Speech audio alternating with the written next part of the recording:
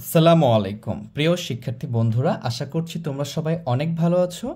আজকে আমরা পঞ্চম শ্রেণীর গাণিতিক প্রতীক অধ্যায়ের 24 পৃষ্ঠা সমাধান করব। দেখো, এটা তোমাদের উদাহরণে দেওয়া আছে 24 পৃষ্ঠার এই অঙ্কগুলো সমাধান করব, তাহলে আমাদের গাণিতিক প্রতীক অধ্যায়টা শেষ হবে এবং আমরা নেক্সট ক্লাস থেকে গুণিতক এবং গুণনীয়ক করব। তাহলে চলো আমরা এটা শুরু করি। দেখো কি লেখা আছে, বলতেছে যে ক এর মান নির্ণয় করো। এটা 24 পৃষ্ঠা সমাধান করতেছি। ক এর মান নির্ণয় করো যেন গাণিতিক বাক্য সত্য হয়। কয়ের মান নির্ণয় করো জানি গাণিতিক বাক্য কি হয়, সত্য হয়। তাহলে আমরা তো গতদিন এই যে 4 নাম্বার থেকে এখান থেকে তো এই পাশ থেকে তো করেছি, সেম প্রসেস আমরা এইটাও করব একই রকম। ঠিক আছে, আশা করি তোমরা পারবা। তারপর আমি তোমাদেরকে একটু দেখাই দিচ্ছি। দেখো, 1 নম্বরটা লিখে আছে 7 যোগ ক ইকুয়াল টু 13 বা সমান 13।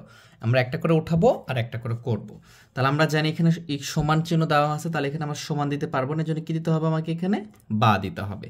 তাহলে আমি ক এর মান নির্ণয় করতে হবে, তাহলে কটা রেখে দিব আর এখানে কি করব, 13 আছে 13 লিখবো এবং এই যে 7, প্রত্যেকটা সংখ্যার চিহ্ন থাকে তার বাম পাশে, তার মানে কয়ের চিহ্ন যোগ, 7-এর চিহ্ন সামনে আছে, কিছু না থাকা মানে কি আছে, যোগ আছে। তাহলে যোগটা যদি এ পাশে চলে আসে সমানের এপারে গেলে কি হবে, চিহ্নটা পরিবর্তন হবে। তাহলে 13 বিয়োগ 7 হয়ে যাবে। তাহলে আমরা লিখবো যে বা ক ইকুয়াল টু 13 থেকে যদি 7 বিয়োগ দাও এবং গুণ বা তোমরা, হ্যাঁ এখানে কত হয়, 7-এর পর থেকে গণ 8 9 10 11 12 13 6 হয়, এভাবে বিয়োগ করতে পারো। তাহলে 6। তাহলে অতএব ক ইকুয়াল টু কত হলো আমাদের, ক ইকুয়াল টু 6। এটা হচ্ছে এটার উত্তর।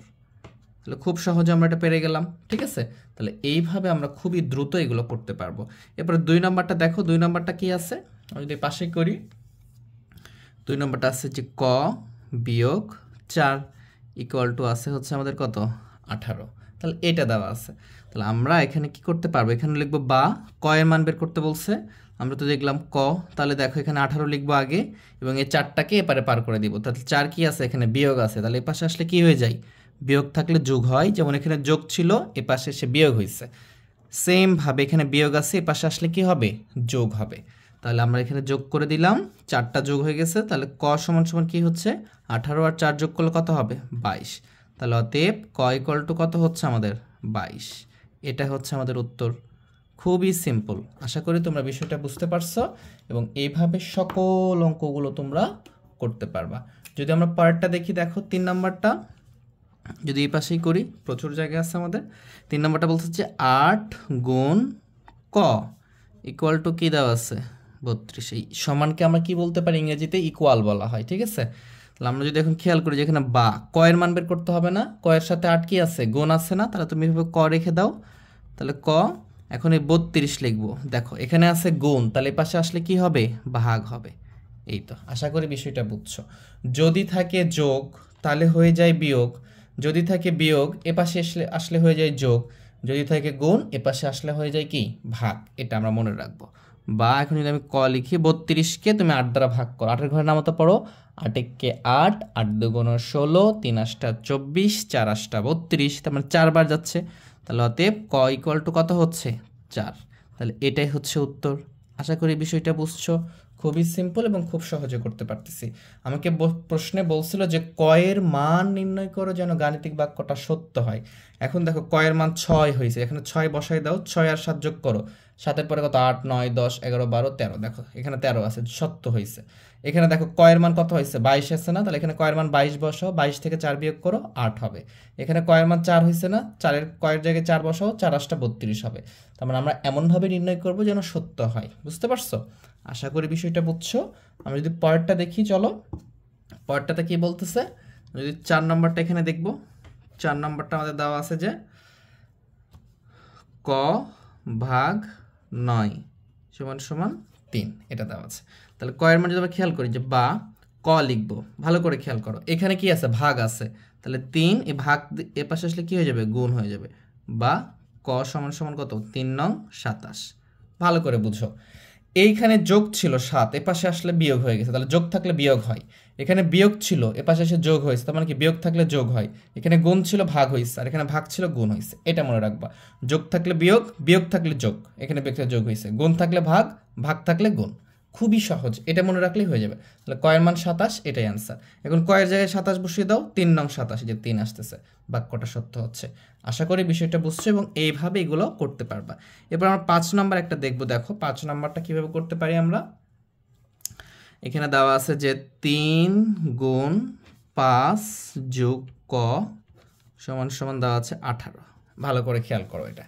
এইখানে এইগুলোতে আমাদের যতগুলো কলম 2টা করে পদ ছিল এই পাশে, এখানে 3টা দেওয়া আছে। তাহলে কি করবা, এখানে আমরা বা লিখব এবং এই যে দেখো ব্র্যাকেটের ভেতরে প্রথম বন্ধনী যেটা থাকবে সেটাকে রেখে দিবা, সেটার কোনো কাজ করবা না। তাহলে 5 যোগ ক রেখে দিলাম, দিয়ে সমান দিবা, দিয়ে সমানের পরে 18 আছে, 18 লিখবা।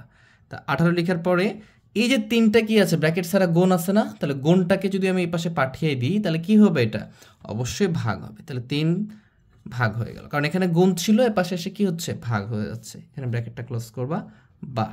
এখন খেয়াল করো 5 যোগ ক, ব্র্যাকেট আর দেওয়ার দরকার নেই, এখান থেকে ভাগ করলে কত হবে, 3 6 18, 3-এর ঘর নামতা পড়বা, দেখবা যে 3 6 18, তাহলে 6 আসতেছে।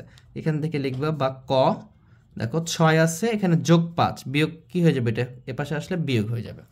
যোগ 5 আছে, এ পাশে আসলে কি হবে, বিয়োগ 5 হবে। তাহলে বা কি পাচ্ছি আমরা, ক সমান সমান 1 পাচ্ছি। তাহলে ক এর মান কত হচ্ছে, 1 হচ্ছে। বুঝতে পারছো? তাহলে ক এর মান আমরা 1 পেয়ে গেলাম, এটাই হচ্ছে আমার উত্তর। খুবই সহজ। এখন যদি এই 1 মানটা যদি এখানে বসাও তাহলে কি বাক্যটা কি সত্য হচ্ছে কিনা, বাক্যটা 18 হচ্ছে কিনা দেখি। এখানে 1 বসে দিল, তাহলে 5 আর 1, তাহলে কত হবে, আগে যোগ করতে হবে, 5 আর 1 6, কারণ বন্ধনী কাজ আগে করতে হয়। তাহলে 5 আর 1 6, 3 6 কত, 18। দেখো এখানে 18 আছে, সত্য হয়ে যাচ্ছে। তাহলে এইভাবে আমরা নির্ণয় করতে পারবো। আশা করি বিষয়টা তোমরা বুঝছো। এইভাবে প্রত্যেকটা অঙ্ক করতে হবে। তাহলে মনোযোগ দিয়ে করবো। আমরা 6 নম্বর একটা শেষের অঙ্কটা করে আমরা এই পর্বটা শেষ করব এবং নিচেরটা আমরা আরেকটা পর্বে করবো ইনশাল্লাহ। তাহলে দেখো এখানে কি লেখা আছে, ক ভাগ 5 গুণ দেওয়া আছে 4 সমান সমান কি দেওয়া আছে 28। তো আমরা কি বলেছি, যখন এরকম 3টে থাকবে তখন আমরা বা দিয়ে এই ব্র্যাকেটে যেটা থাকে সেটা রেখে দিব, ক ভাগ 5 এটা রেখে দিলাম, দিয়ে এখানে 28 লিখবো। এই 4 গুণ আছে না, তাহলে এপাশে আসলে কি হয়ে যায়, এপারে সমানের এপাশে আসলে সমানের ওপারে গেলে ভাগ, গুণটা ভাগ হয়ে যায় আর ভাগটা গুণ হয়। তাহলে এখানে গুণ আছে, এপাশে এসে ভাগ হয়ে গেছে। তো আমি এখানে লিখতে পারি যে বা, এখানে ক ভাগ 5 ছিল, এটা রেখে দিলাম। এখানে যদি তুমি 4 দিয়ে 28কে ভাগ করতে বলছো তাহলে 4 7 28, তাহলে 7 হবে, 4 7 28 হলো। বা ক, এখন খেয়াল করো এখানে 7 ছিল, এই যে কয়ের মান বের করবো, তাহলে 5টাকে ওপরে পাঠাইতে হবে। 5 কি অবস্থায় আছে, কয়ের সাথে ভাগ আছে, ক ভাগ 5, তাহলে এই পাশে আসলে কি হবে, গুণ হবে। দেখো গুণ ছিল, ভাগ হয়েছে, এবার ভাগ চাচ্ছে গুণ হবে। খুবই সিম্পল, এই বিষয়টা মাথায় রাখবো তোমরা। তাহলে বা ক ইকুয়াল টু কত হচ্ছে, 5 7 35। এই তো 35 হয়ে গেল, আর এটাই উত্তর। তাহলে কয়ের মান 35, এটা হচ্ছে উত্তর। আশা করি বুঝছো। এইভাবে খুব সহজে আমরা করতে পারবো। এখন দেখো এই 35টা কয়ের জায়গায় বসাও, তাহলে এখানে 35 হবে, 35 ভাগ 5, 5 7 35, 7 হচ্ছে, 7 গুণ 4, 4 7 28, বাক্যটা সত্য হয়ে গেল। তাহলে এইভাবে আমরা খুব সহজে এগুলো করতে পারবো। আমরা 24 পৃষ্ঠার 3 নম্বর উদাহরণটা করলাম। তোমার যদি ভালো লেগে থাকে অবশ্যই ভিডিওটাকে একটু লাইক করে দিবা আর চ্যানেলকে অবশ্যই সাবস্ক্রাইব করবা। যদি সাবস্ক্রাইব করে থাকো অসংখ্য ধন্যবাদ। শেয়ার করতে কিন্তু ভুলবা না। সবাই ভালো থেকো, সুস্থ থেকো, আল্লাহ হাফেজ।